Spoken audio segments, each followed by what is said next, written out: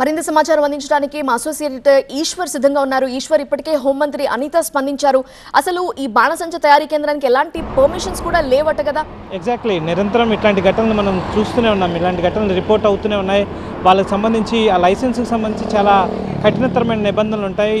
పర్టికులర్గా ఇది చాలా వల్నరబుల్ ఇండస్ట్రీ ఇది. ఎందుకంటే తీవ్రత చాలా ఎక్కువగా ఉంటుంది. నిరంతరం ప్రమాదాలు జరిగే అవకాశం ఎక్కువగా ఉన్న ప్రాంతం ఇది.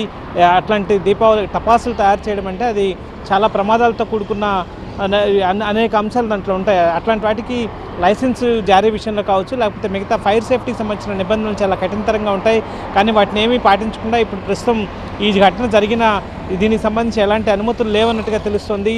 కానీ లేని పక్షంలో నిరంతరం వీటి మీద నిఘా ఉంచాల్సిన అవసరం ఉంటుంది. వాటి మీద ఎప్పటికప్పుడు ఫీల్డ్ విజిట్ చేయకపోతే ఎవరైతే పర్యవేక్షణ ఉంటుందో అధికారుల లోపం వల్ల ఇలాంటి ప్రమాదాలు నిరంతరం జరుగుతున్నాయి అనుకోవచ్చు. దాదాపుగా 10 మందికి పైగా చనిపోయినట్లుగా ఇప్పుడు తాజాగా వస్తున్న సమాచారం. అంతకంటే మృతుల సంఖ్య పెద్ద ఎత్తున పెరిగే అవకాశం ఉన్నట్టుగా తెలుస్తుంది.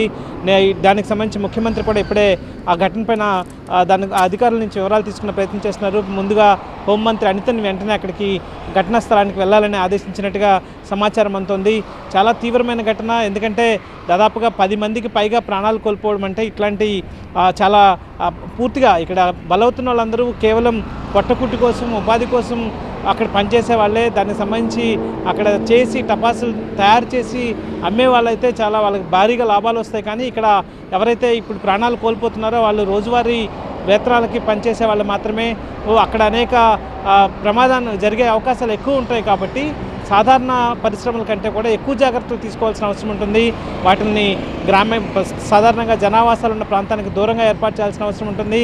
అదే సమయంలో ఒకవేళ ప్రమాదం జరిగితే తప్పించుకోవడానికి అవసరమైన తక్షణ ఎగ్జిట్ కావచ్చు, లేకపోతే అట్లాంటి ఫైర్ సేఫ్టీకి సంబంధించిన ఎక్విప్మెంట్ అందుబాటులో ఉంచుకోవాల్సిన అవసరం ఉంటుంది. కానీ అవేమీ ఇక్కడ ఉన్నట్టుగా మనకు అనిపించడం లేదు. మనం చూస్తే ఆ ప్రమాద తీవ్రతను చూస్తే అక్కడున్న బాడీలని, ఎవరైతే చనిపోయారో ఆ కార్మికులకు సంబంధించిన మృతదేహాలని, చెల్లాచెదిరిగా పడి ఉన్న శరీర భాగాలను చూస్తే కడుపు తరుక్కుపోతుంది. ఒకసారిగా చాలా తీవ్రమైన ఆవేదన కనిపిస్తుంది. ఎందుకంటే ఇట్లాంటి ఘటనలు ఈ జరిగిన సందర్భాల్లో ప్రతిసారి ఇట్లాంటి చూస్తూనే ఉన్నాం. ఇలాంటి దృశ్యాలు, ఆ దృశ్యాలు ఒకటి దృశ్యం కళ్ళ ముందు నుంచి పోకముందే మళ్ళీ మరొక ఇట్లాంటి దుర్ఘటనలు జరుగుతూనే ఉన్నాయి. వీటికి ఎంతూ లేకుండా పోతున్న నేపథ్యంలో ఈ ఘటనను అయితే చాలా తీవ్రంగా పరిగణించాల్సిన అవసరం ఉన్నట్టుగా చూస్తున్న నేపథ్యం అయితే కనిపిస్తుంది. రాష్ట్ర ప్రభుత్వం కూడా చాలా వేగంగా స్పందించింది. తక్షణం సహాయక చర్యలనే చేపట్టడానికి అవసరమైన మెకానిజాన్ని అక్కడ తరలించే ప్రయత్నం చేస్తుంది. ఫైర్కి సంబంధించిన వాళ్ళు, మిగతా అక్కడున్న ఫైర్ సిబ్బందికి సంబంధించి కావచ్చు, లేకపోతే అక్కడి నుంచి వాళ్ళకి అవసరమైన మొబైల్ హాస్పిటల్స్ని కూడా అక్కడికి తీసుకొచ్చి, ఎక్కడైతే ఒకవేళ ఎవరైనా బతికున్నా లేకపోతే వాళ్ళకి ఏదైనా ఇంకా అత్యవసర చికిత్స అవసరమైతే వాళ్ళని ఆ హాస్పిటల్కి తీసుకెళ్లే లోపు ఇంకా తీవ్రత ఉండే అవకాశం ఉంది. కాబట్టి అక్కడ కాకుండా అంబులెన్స్లను, వీలైన అంబులెన్స్లను ఘటనా స్థలాన్ని పంపించే ప్రయత్నాన్ని ముఖ్యమంత్రి కార్యాలయం చేస్తోంది.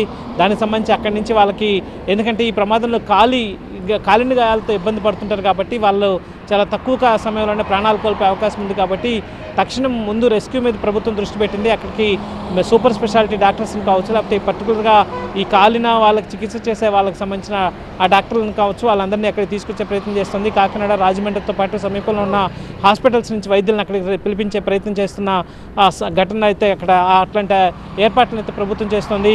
కానీ మొత్తం ఆ ఘటన ఒకసారి చూసినట్లయితే ఎంత ఆవేదన కలుగుతుందంటే, గాల్లో ప్రాణాలకు మాదిరిగా అయిపోయిన నేపథ్యం. ఇట్లాంటి వాటిపైన నిరంతరం నిఘా ఉంచాల్సిన అవసరాన్ని ఎప్పటికప్పుడు ప్రభుత్వం చెప్తూనే వస్తుంది. ఎందుకంటే ఇవి ఘటనలు గతంలో ఇటీవల కాలంలో గత సంవత్సరమే విశాఖ అనకాపల్లి జిల్లాలో చోటు చేసుకున్న ఘటనలో దాదాపుగా అక్కడ కూడా 10 మందికి పైగా ప్రాణాలు కోల్పోయారు. ఆ రోజు కూడా ఇట్లాంటి వాతావరణమే ఇదే సమయంలో జరిగిన నేపథ్యంలో పెద్ద ఎత్తున చాలా అమాయక ప్రజలు ప్రాణాలు కోల్పోయారు. వాళ్ళ కుటుంబాలన్నీ రోడ్డున పడ్డాయి.